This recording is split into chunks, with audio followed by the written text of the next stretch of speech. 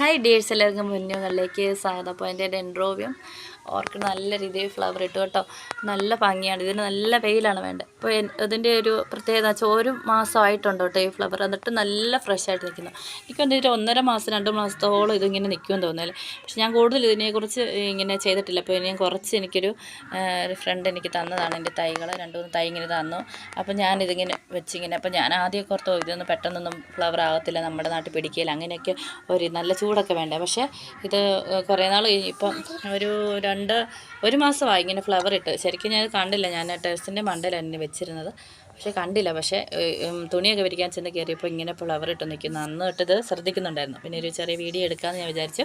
അപ്പോൾ നോക്കി നല്ല ഭംഗിയല്ലേ, എന്ത് രസമാണ് നോക്കിയല്ലേ. ഇതിൻ്റെ അകത്തൊക്കെ നല്ല കൈമാറ്റിക്കും മോനെ, നല്ല രസമുണ്ട്. അപ്പോൾ ഇതുപോലെയൊക്കെ ഉണ്ടെങ്കിൽ എപ്പോഴും ഫ്ലവറാണല്ലേ, കൂടുതൽ മാസത്തോളം നിൽക്കുമെന്ന് തോന്നും.